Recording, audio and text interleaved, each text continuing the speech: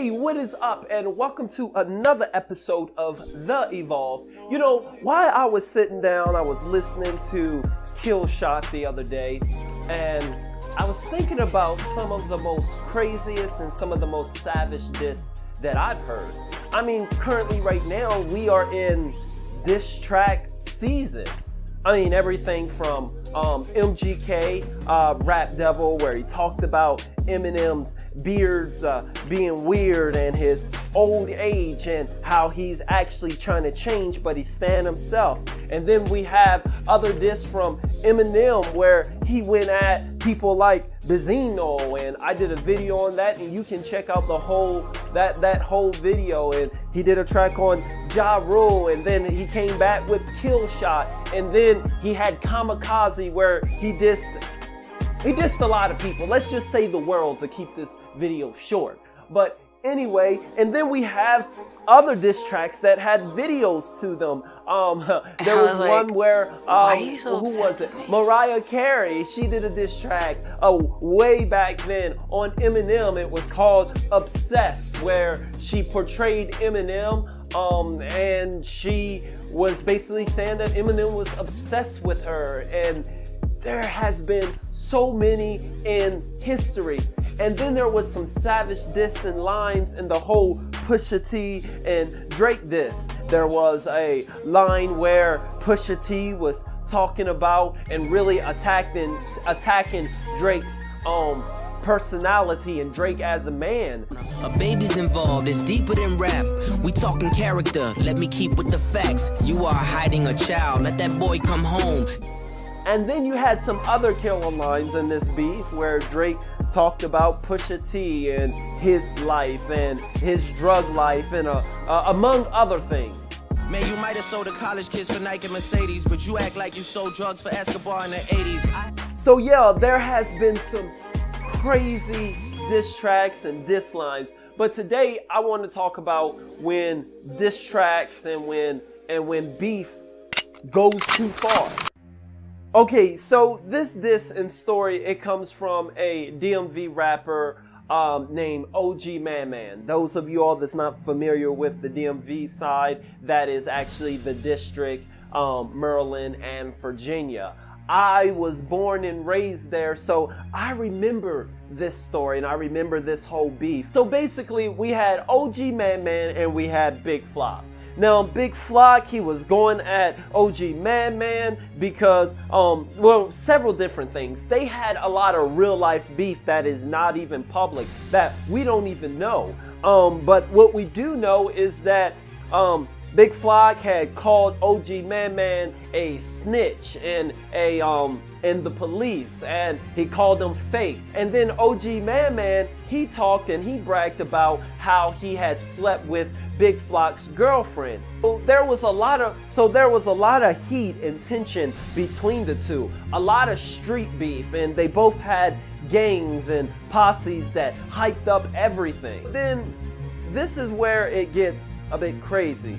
When Ogmanman, he drops a track. Not only drops a track, but he dropped a music video called The Truth. Okay, so this music video, it starts with Ogmanman. He's like in a kitchen and he's got a bunch of semi-automatic weapons with laser sights, and he began. So a diss in a music video like that, it started like any other thing that we would expect. I'm hard, you can't stop me, I'm like a thug on the street, I'm harder than concrete, I got guns and stuff, I'll end you, you don't want to see me. Then things take a turn when Ogmanman, it cuts to another scene, and Ogmanman is at like this cemetery. And it comes to find out that Ogmanman is shooting a music video on the very gravesite of Big Flock's friend that had just got killed. On the gravesite. My trigger finger itching. I know why you mad, cause I'm your. Just stop playing with me, nigga, talking about I'm snitching. It goes further, because then Ogmanman, he spits a line where he says something along the lines of that his friend, Big Flock's friend, is not gonna rest in peace, he's gonna rest in piss. and he talks about how Big Flock's crew is also gonna be right here on the gravesite in the grave with his friend that just died. I'm snitching, rest in peace to Lil' Chris. Yeah, I know they miss him. Don't trip, his whole squad gon' lay there with him. I'm not a real rapper, I'm a real lie hitter. It goes farther, because then Ogmanman, there are shots in this video where he's pouring liquor out on the gravesite of Big Flock's dead man. He's right there, and not only that, he's burning pictures. There's a shot where he's burning pictures of the dead man at the gravesite, like he is there. Details about the Hampton University student who fell to his death early this morning. Investigators still piecing together what happened in Richmond. Here's Marissa Jackson. Now, you may be saying right now, The Evolve, it can't go any farther. Please say it ain't so. Say it ain't so. I can't say it ain't so, because it goes farther.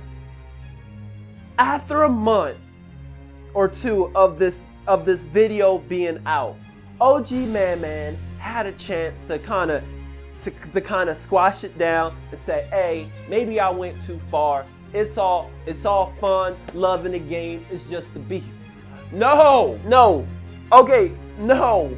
In an interview, Ogmanman, he was asked later on about this diss track. He was asked, hey, why did you go so far? I mean, on that man's grave, dead man, pouring liquor, stomping, shooting, got your mask. What? Do you regret it? Why? This is what he said. Respect my name. It's like, I don't give a fuck about you, your dead man, your mother, your father, your grandmother, none of that. I don't give a fuck about none of that. Like, I'm gonna go on you, your dead man, your mother, your grandfather, all that shit. I don't care. You feel me? Like, you don't disrespect me and think I ain't gonna say nothing to you. I ain't one of them wild niggas you think you gonna say something to and not say nothing. I ain't gonna say nothing back. Like, I know the real him. That's why the song came about, the truth. It ain't a sneak diss, it's the truth. He knows the truth. Okay, but you know, this beef, it ended very sadly, because after this diss track, Ogmanman, he was killed. He was killed. Not much is public about who did it and what they suspect, but many suspect it was because of this video and this diss track, and you know, and most people say that it was Big Flock's crew. I mean, it was a very savage diss track and music video, and it ended off in death. It ended off in death. Me, myself, I see diss tracks and I see these rappers beef, and what I look for is that he attack you lyrical. I want you to attack him lyrical. However they attack you, you come back and you spit bars. I mean, if you can spit bars, then spit bars. I mean, it's all entertainment. When it gets taken outside of, when it gets taken to the level of death and shooting and actually killing, you know, at the end of the day, it's not beef. It's just simply murder. And it turns from entertainment. It's no longer entertainment and reactions and different things like that. It takes it to a whole nother level. But I think this is why this was the most one of the most saddest diss tracks that I've seen, that because of the way it ended. I'd like to know what you guys think. Man, this video was a little bit longer than what I thought it would be when I turned on this camera and said, let me talk about this. Okay, but anyway, I'd like to know what you guys think. I'd like to know in the comments. Tell me about some other times and some other diss tracks that you think were maybe even more savage. I'd like to know. Those I would like to review. But other than that there, guys, if you are new, if you're one of our new members that happen to stop by, we say welcome. I say we, but I say welcome. And if you are new and you haven't subscribed, be sure to subscribe. I will see you guys next video. As always, KIP, keep it positive. It's gonna be all right.